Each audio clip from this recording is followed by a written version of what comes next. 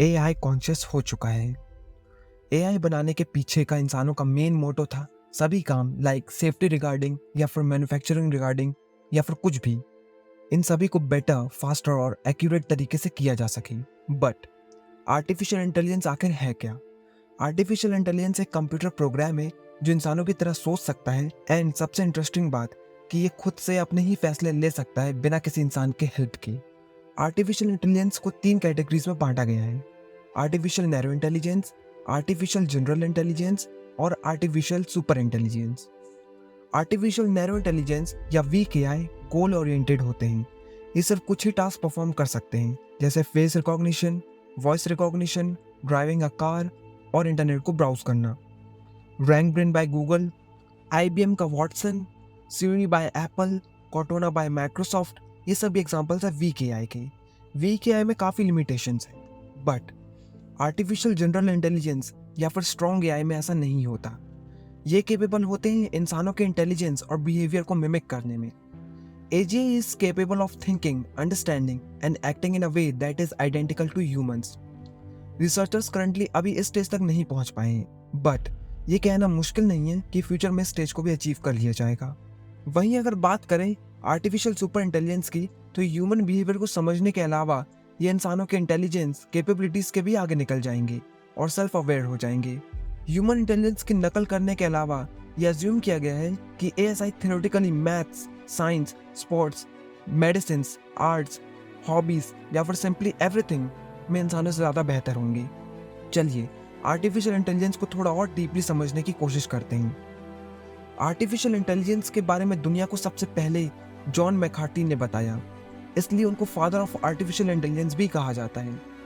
In the year 1955, researcher Allen Newell and scientist Herbert A Simon दोनों ने मिलकर दुनिया के सामने पहले आर्टिफिशियल इंटेलिजेंस प्रोग्राम को रखा, जिसका नाम लॉजिक थ्योरीज दिया गया, जिसने 38 आउट ऑफ 52 मैथमेटिकल थ्योरम्स को प्रूव किया और काफ़ी सारे और थ्योरम्स को ढूंढा भी। ईयर 1974 से 1980 ये पीरियड था फर्स्ट एआई विंटर का। एआई विंटर दर्शाता है उस समय को जब कंप्यूटर साइंटिस्ट को काफ़ी प्रॉब्लम्स को फेस करना पड़ा गवर्नमेंट की तरफ से फंडिंग ना मिलने पर। इसी के बाद ईयर 1987 से 1993 पीरियड रहा सेकेंड एआई विंटर का, जिसमें इन्वेस्टर्स और गवर्नमेंट्स ने फिर से फंडिंग रोक दी ड्यू टू हाई कॉस्ट।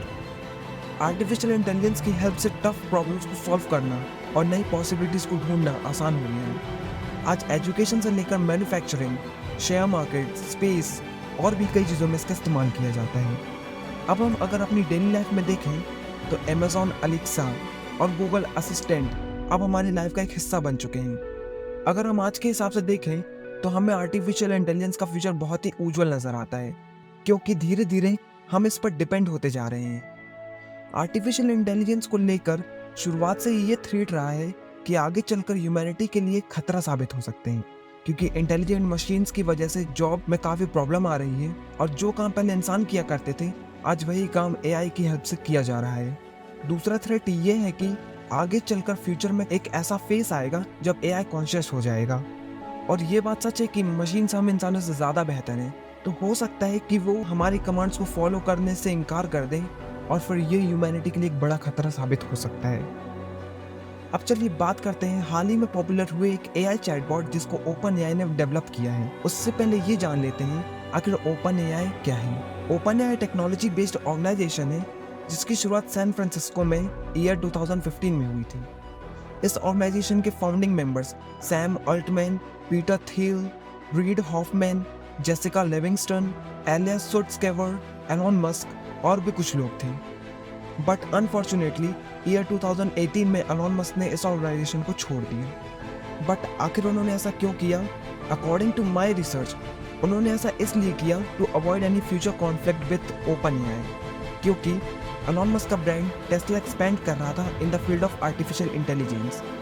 आप चाहें तो इस आर्टिकल को पढ़ सकते हैं। तो इस चैटबॉट का नाम है चैट जीपीटी। चैट जीपीटी एक कॉम्प्लेक्स मशीन लर्निंग मॉडल है। चैट जीपीटी एक बड़े लैंग्वेज मॉडल LLM पर बनाया गया एक चैटबॉट है जिसे GPT-3 कहा जाता है। एक बड़ा लैंग्वेज मॉडल एक तरह का डीप न्यूरल नेटवर्क होता है जो बिलियंस ऑफ पैरामीटर्स को यूज़ करता है।